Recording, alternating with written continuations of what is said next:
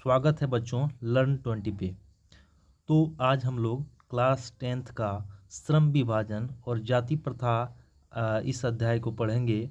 ये एक निबंध है जिसे डॉक्टर भीमराव अंबेडकर के द्वारा लिखा गया है। आप जैसे कि जानते होंगे भीमराव अंबेडकर कितने फेमस व्यक्ति हैं। आज लगभग हर बच्चे से लेके बूढ़े तक के जवान पर इनका नाम अक्सर रहता ही है।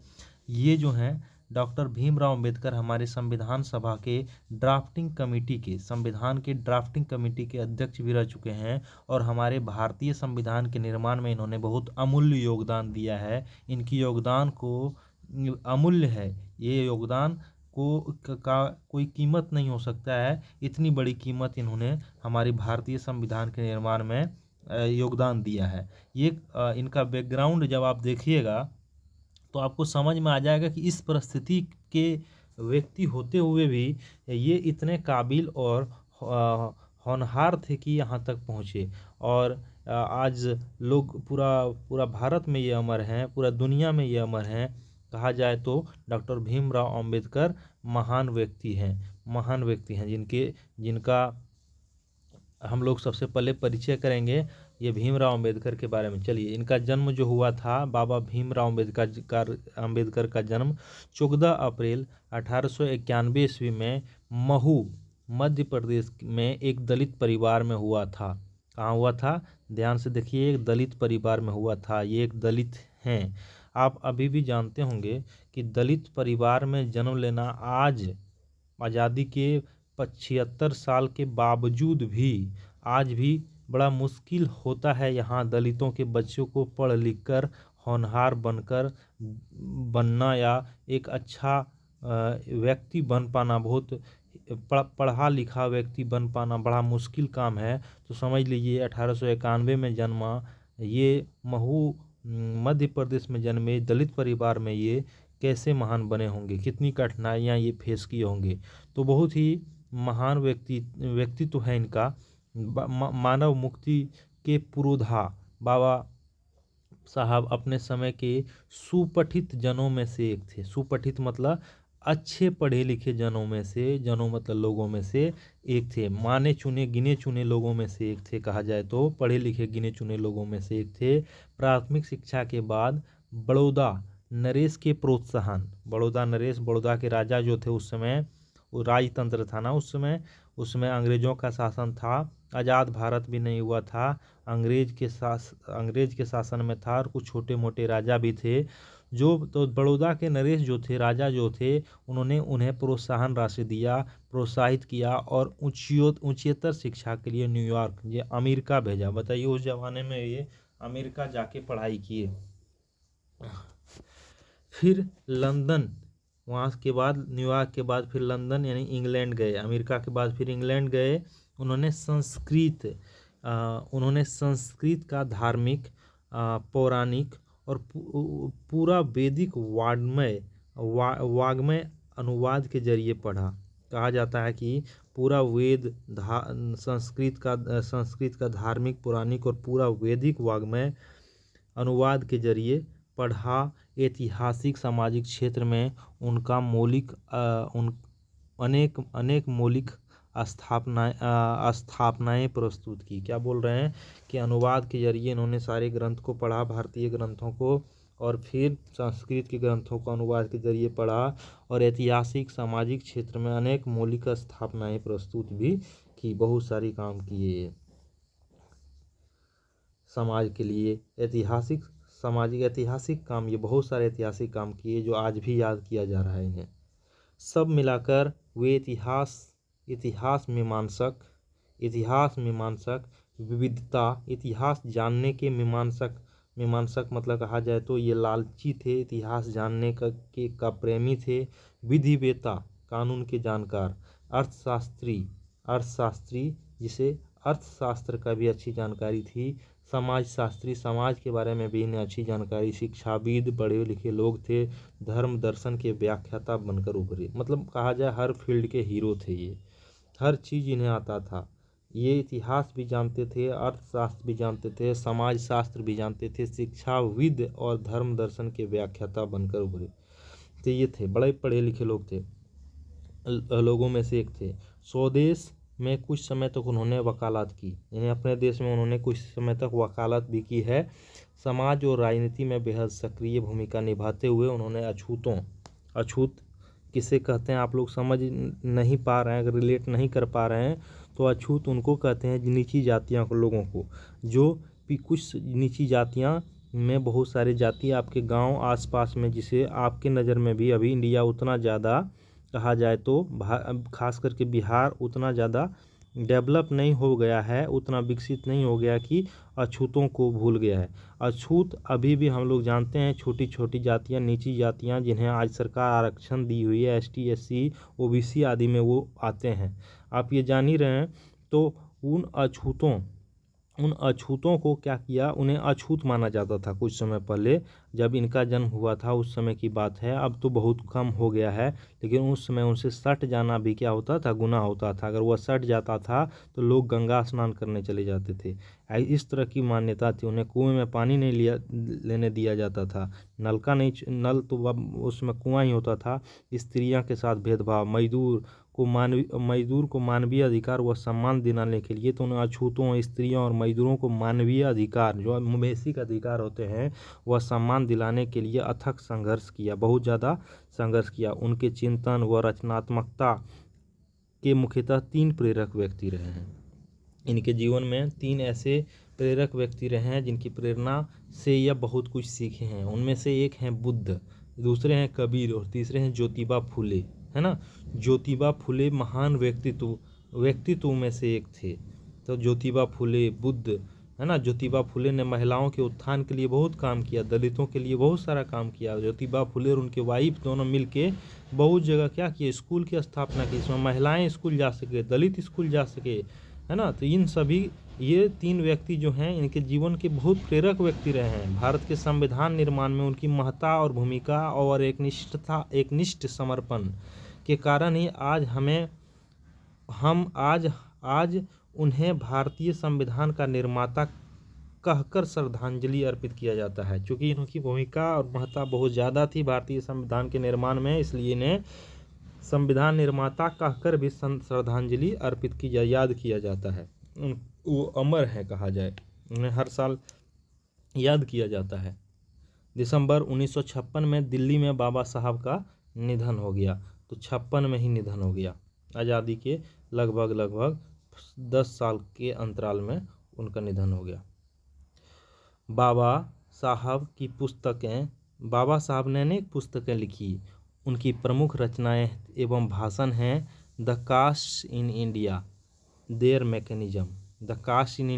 Mechanism, genesis and development, the untouchables, who are Shudras, Buddhism and communism, Buddha and his Dhamma, thoughts on linguistic states, the rise and fall of the Hindu women, annihilation of caste. ये सब उनके द्वारा लिखा गया किताबों का नाम है।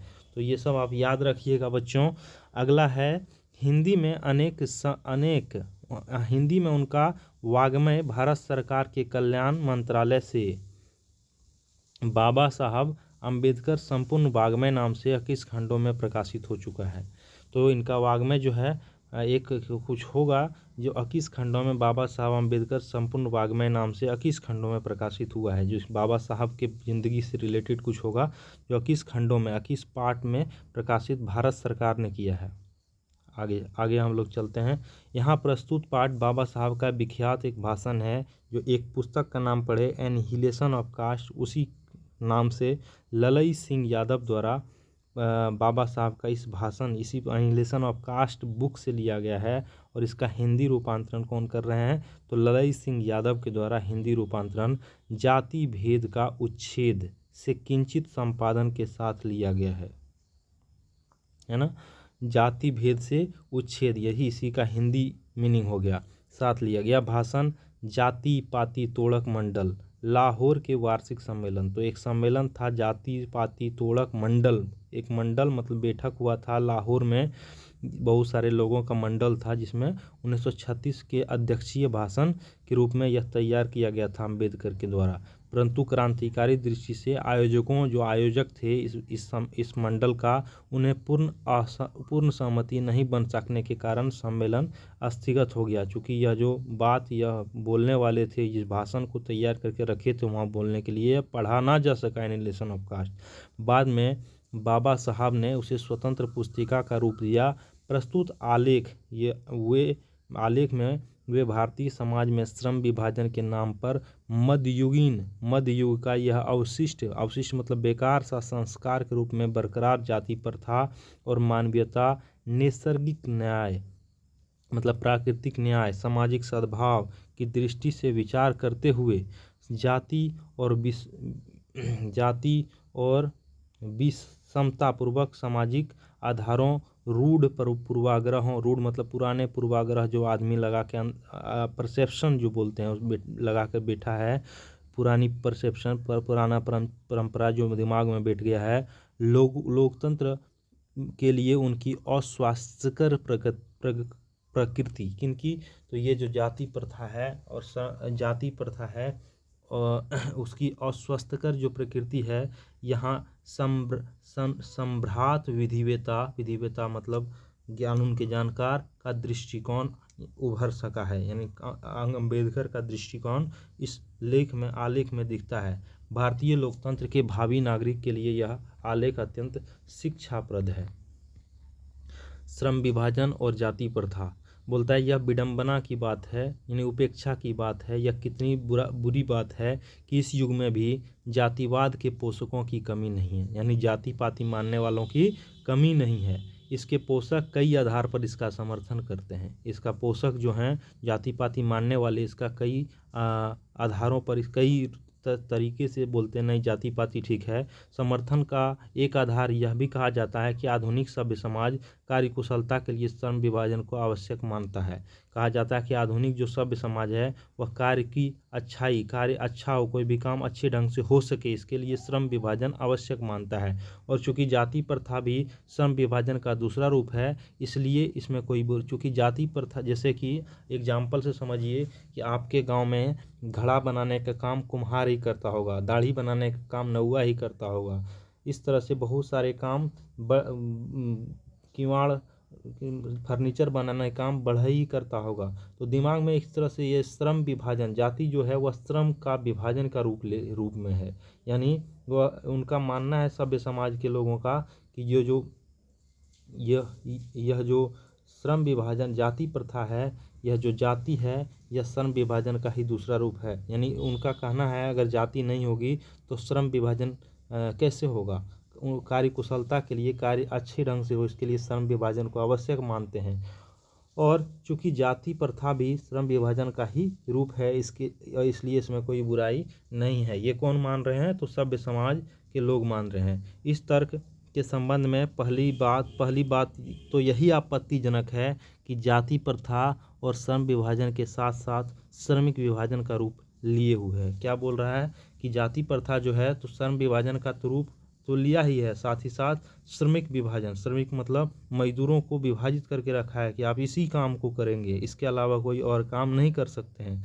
श्रम विभाजन निश्चय ही सभ्य समाज की आवश्यकता है, यह अम्बेडकर जी भी बोल रहे हैं। परंतु सभ्य समाज में श्रम विभाजन की व्यवस्था श्रमिकों में विभिन्न वर्गों में अस्वाभाविक विभाजन नहीं करती है। परंतु क्या है, सभ्य समाज में श्रम विभाजन की व्यवस्था जो है श्रमिकों के विभिन्न वर्गों में अस्वाभाविक विभाजन नहीं करती, मतलब स्वाभाविक विभाजन करती है कि जिस जाति में हैं आप उसी जाति का काम करें। अस्वाभाविक विभाजन मतलब हो गया कि आप नौआ हैं तो बढ़ई का काम कर सकते हैं, आप बढ़ई हैं तो नौआ का काम कर सकते हैं। इस तरह का अस्वाभाविक विभाजन होना चाहिए, यह चीज़ नहीं होती है। भारत में जाति प्रथा का एक विशेषता यह है कि श्रमिक का अस्वाभाविक विभाजन ही नहीं करती, बल्कि विभाजित वर्गों को मतलब स्वाभाविक विभाजन नहीं करती बल्कि अस्वाभाविक विभाजन। क्या बोला यहाँ से, श्रम विभाजन निश्चय ही सभ्य समाज की आवश्यकता है। श्रम विभाजन निश्चय ही सभ्य समाज की आवश्यकता है। यह बात तो सही है, क्योंकि श्रम विभाजन होगा तो कार्यकुशल होगा, ये बात सही है। परंतु सभ्य समाज में श्रम विभाजन की व्यवस्था श्रमिकों के विभिन्न वर्गों में, श्रमिक के अलग अलग जो ग्रुप हैं उनमें अस्वाभाविक विभाजन नहीं करती है, अस्वाभाविक विभाजन नहीं करती। इस लाइन का मतलब हम लोग समझेंगे। भारत की जाति प्रथा एक और विशेषता यह है कि यह श्रमिकों का अस्वाभाविक विभाजन ही नहीं करती, बल्कि विभाजित वर्गों में एक दूसरे की उपेक्षा, ऊंच नीच करार देती है। ये जो विभाजन है समाज में वो अस्वाभाविक है, अस्वाभाविक विभाजन है, स्वाभाविक विभाजन नहीं है। श्रमिक को इस अनुसार से बांट दिया गया है कि आप जिस जाति में हैं उसी जाति का जो पीढ़ियों से काम है वही आप कर सकते हैं।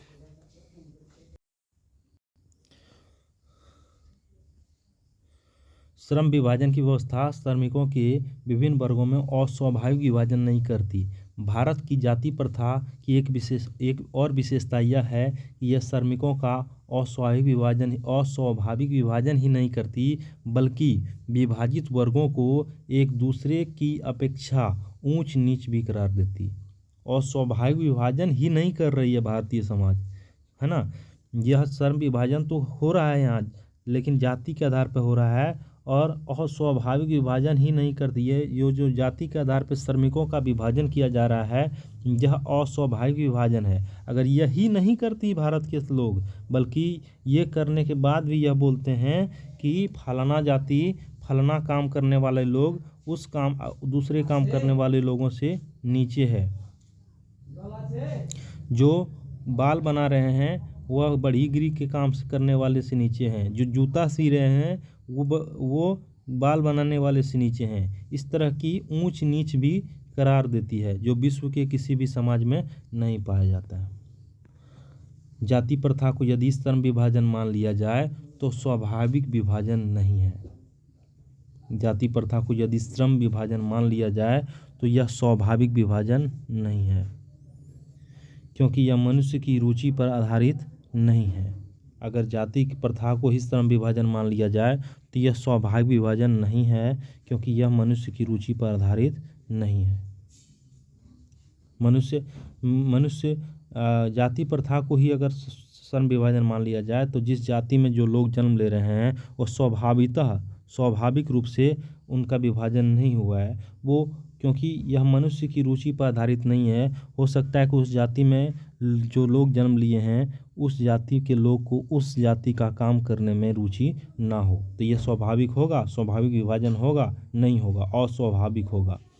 कुशल व्यक्ति या सक्षम श्रमिक समाज का निर्माण करने के लिए यह आवश्यक है कि हम व्यक्तियों की क्षमता इस सीमा तक विकसित करें जिससे वह अपने पेशे का कार्य का चुनाव स्वयं कर सके। क्या बोला जा रहा है कि कुशल व्यक्ति और सक्षम श्रमिक समाज का निर्माण के लिए, श्रमिक समाज मतलब काम करने वाले लोगों का निर्माण के लिए यह आवश्यक है कि हम व्यक्तियों की क्षमता और उसकी सीमा को विकसित करें जिससे वह अपनी पेशा और कार्य का चुनाव स्वयं कर सके। हमें क्या करना चाहिए? व्यक्तियों की क्षमता और इस सीमा तक विकसित करना चाहिए जिससे वो अपना पैसा या कार्य का चुनाव स्वयं कर सके कि मैं इस काम को करूँगा या मैं उस काम को करना पसंद करूँगा। ये होना चाहिए, ना कि अस्वाभाविक विभाजन होना चाहिए। इस सिद्धांत के विपरीत जाति प्रथा का दूसरी सिद्धांत यह है कि इसमें मनुष्य का प्रशिक्षण अथवा उसकी निजी क्षमता का विचार किए बिना दूसरे के दृष्टिकोण, जैसे माता पिता के सामाजिक स्तर के अनुसार पहले से ही अर्थात गर्भधारण के समय से ही मनुष्य का पैसा निर्धारण कर दिया जाता है कि इस जाति में पैदा ले रहा है तो इसी जाति का काम उसका बेटा जो अब गर्भ में वह भी करेगा। ये चीज़ गलत बोल रहे हैं डॉक्टर भीमराव अम्बेडकर। ये अस्वाभाविक विभाजन है, ये स्वाभाविक विभाजन नहीं है। जाति प्रथा पेशे का दोषपूर्ण पूर्व निर्धारण ही नहीं करती, दोषपूर्ण पूर्व निर्धारण पहले से ही निर्धारण ही नहीं करती, बल्कि मनुष्य को जीवन भर के लिए एक ही पैसे से बांध देती है जाति प्रथा, है ना। भले ही पैसा अनुपयुक्त या अपर्याप्त होने के कारण माना जाए कि ऐसा टेक्नोलॉजी आ गया कि उस व्यवसाय का काम घट गया, उस व्यवसाय की ज़रूरत, उस व्यवसाय में इनकम नहीं हो पा रही है क्योंकि टेक्नोलॉजी के प्रभाव के कारण मान लिया जाए उसमें बेरोजगारी दर बढ़ गया है, तो अनुपयुक्त या अपर्याप्त होने के कारण वह भूखा मर जाए, ऐसी स्थिति आ जाए। आधुनिक युग तो भले ही पैसा अनुपयुक्त या अपर्याप्त होने के कारण वह भूखा मर जाए, तब भी लोग इस चीज़ को नहीं मानना चाह रहे हैं कि वह दूसरा काम करे। ये भारतीय श्रम विभाजन और जाति प्रथा और श्रम विभाजन का ये बैड फेस है, गलत चीज़ है। आधुनिक युग में यह प्रायः यह स्थिति आती है क्योंकि उद्योग धंधे की प्रक्रिया व तकनीक के निरंतर विकास कभी कभी अकस्मात परिवर्तन हो जाता है, जिसके कारण मनुष्य को अपना पैसा बदलना पड़ सकती है। ऐसा होता है ना, कभी कभी AI का ज़माना आ गया है, बहुत सारा चीज़ गाड़ियाँ आ गई है, बहुत सारा टेक्नोलॉजी आ गई है, जिससे क्या हो गया है, काम में बेरोजगारी बढ़ गई है, डिमांड लोगों का घट गया उस काम में, तो पैसा बदलना पड़ सकता है। लोगों को अपना इनकम का सोर्स बदलना की आवश्यकता पड़ सकती है, और प्रतिकूल परिस्थितियों में भी मनुष्य को अपना पैसा बदलने की स्वतंत्रता ना हो तो इसके लिए भूखे मरने के अलावा क्या चारा रह सकता है। यह बात इसमें अम्बेडकर जी लिखते हैं। हिंदू धर्म की जाति प्रथा किसी भी व्यक्ति को ऐसा पैसा चुनने की अनुमति नहीं देता है जो उसका पैतृक पैसा नहीं हो, भले ही वह उसमें पारंगत भी हो, तब भी उसे दूसरा पैसा में जाना नहीं दिया जाएगा जिसमें वह पारंगत हो। ये विचार अब तो बहुत कम है इस तरह का, बहुत सारा लोग, लेकिन अभी भी ये चीज़ कहीं ना कहीं लागू है हमारे समाज में कि चाहे कोई भी काम सीख लो, आपको बोलेगा तो वही जो आपका पैसा वही माना जाएगा जो आपके पिताजी का पैसा था, आपके दादाजी का पैसा था। आप जिस जाति में है उस जाति का क्या पैसा है। इस प्रकार पैसा परिवर्तन की अनुमति न देकर जाति प्रथा भारत की बेरोजगारी का एक प्रमुख और प्रत्यक्ष कारण बनी हुई है। इस प्रकार हम देखते हैं कि श्रम विभाजन की दृष्टि से भी जाति प्रथा गंभीर दोषों से युक्त है। जाति प्रथा का श्रम विभाजन की दृष्टि से भी देखें ना कि जाति प्रथा क्या कर रही है, जो गंभीर दोषों से युक्त है ना। जाति प्रथा का श्रम विभाजन को तो ये अच्छा मान रहे हैं, लेकिन श्रमिक विभाजन अच्छा नहीं मान रहे हैं। श्रम विभाजन होगा तो कार्य कुशलता होगी, ये बात तो अम्बेडकर मान रहे हैं, लेकिन श्रमिक विभाजन होगा तो यह अच्छा नहीं होगा कि फलाना श्रमिकों को वही काम करना है जो उसके पिताजी कर रहे हैं, तो ये चीज़ गलत मान रहे हैं। श्रम विभाजन होगा तो अच्छी है, लेकिन श्रमिक विभाजन नहीं होनी चाहिए। मनुष्य की सुरक्षा पर निर्भर नहीं रहता है श्रम विभाजन। भारत में मनुष्य का व्यक्तिगत भावना, व्यक्तिगत रुचि का इसमें कोई स्थान नहीं रहता है। अगर किसी को प्लेन उड़ाने का शौक़ है और वह नाई के घर में जन्म ले लिया है, तो वह उसे नाई का ही काम करने के लिए बाध्य होना पड़ता है, ना कि वह उस दूसरे पैसा को अपनी रुचि को, हो सकता है उसमें पारंगत हो, लेकिन तब भी उस ज़माने में उसे नाई के तौर पे ही गिना जाता है और उसे नाई का ही काम दिया जाता है, और महत्व नहीं रहता है। इस आधार पे हमें यह स्वीकार करना पड़ेगा कि आज के उद्योगों में गरीबी और उत्पीड़ना इतनी बड़ी समस्या नहीं है जितनी यह बहुत से लोग निर्धारित कार्य को अरुचि के साथ केवल विवशतावश करते हैं। बोल रहा है कि उतनी उत्पीड़ना और गरीबी उद्योगों में नहीं है और इतनी बड़ी समस्या नहीं है जितनी बहुत से लोग क्या करते हैं, जो उनका निर्धारित दादा पापा का कार्य है वही अरुचि के साथ वो कर रहे हैं, व्यवस्थापूर्वक कर रहे हैं, उतनी उत्पीड़ना और गरीबी यहाँ है। ऐसी स्थिति में स्वभावतः मनुष्य दुर्भावना मतलब अवसाद, उस डिप्रेशन से ग्रस्त हो रहकर टालू काम करते हैं, यानी काम करने में मन नहीं लगता है तो जैसे तैसे काम पूरा करते हैं, तो कार्यकुशलता हुआ नहीं, कम काम करने के लिए प्रेरित करती है। और अगर उसे वही काम करना पड़ रहा है जो उसका पीढ़ी दर पीढ़ी करते आया है, तो उसे उस काम करने में उतना प्रेरणा भी नहीं मिलता है और क्या करता है, वह कम काम करना चाहता है और उसे काम में रुचि नहीं जगती है। ऐसी स्थिति में जहाँ काम करने वालों का दिल न लगता है, न दिमाग, कोई कुशलता कैसे प्राप्त की जा सकती है कोई कुशलता होगी उस काम में? नहीं। और यह निर्विवाद रूप से सिद्ध हो जाता है कि आर्थिक पहलू से भी जाति प्रथा हानिकारक प्रथा है। तो यहाँ से ये अभी बात हो जाता है कि कैसे अच्छा धन अर्जित करेगा उस पैसे से जिसमें उसकी रुचि ही नहीं है, तो जाति प्रथा के कारण ही वो उस पैसा को अपनाया, तो क्या हानिकारक है कि नहीं? आर्थिक दृष्टि से भी हाँ, क्योंकि यह मनुष्य के स्वाभाविक प्रेरणा, रुचि व आत्मशक्ति को दबा कर उन्हें अस्वाभाविक नियमों से जकड़ कर निष्क्रिय बना देती है। अब मैं समस्या को रचनात्मक पहलू देता हूँ। मेरे द्वारा जाति प्रथा की आलोचना सुनकर आप लोग मुझसे प्रश्न पूछना चाहोगे, मैं जातियों का विरुद्ध हूँ, तो फिर मेरी दृष्टि से आदर्श समाज क्या है? अब उत्तर भी दे रहे हैं। मेरा उत्तर होगा कि मेरा आदर्श समाज आदर्श समाज स्वतंत्र, समता, भ्रातृत्व पर आधारित होगा। भ्रातृत्व मतलब भाईचारा। यह ठीक नहीं है कि भ्रातृत्व अर्थात भाईचारा में किसी को क्या आपत्ति हो सकती है। किसी भी आदर्श समाज में इतनी गतिशीलता तो होनी चाहिए जिसमें कोई भी वांछित परिवर्तन, अगर कोई भी समाज में कि एक छोर में परिवर्तन होता है तो वो दूसरे छोर में संचारित हो जाए, हर छोर में वह परिवर्तन पहुँचे, है ना। जैसे मान लिया जाए कि अभी कोई नया टेक्नोलॉजी आया तो टेक्नोलॉजी सबके पास पहुँचे, हर छोर में पहुँचे, तभी तो वह आदर्श समाज हो सकता है। ऐसे समाज में बहुविध हितों का सबका भाग होना चाहिए। बहुविध हित मतलब सभी के हितों, ऐसे समाज में बहुविध हित में सबका भाग होना चाहिए। सबको उनकी रक्षा के प्रति सजग रहना चाहिए। सामाजिक जीवन में आबाद संपर्क के अनेक साधन व अवसर उपलब्ध रहने चाहिए।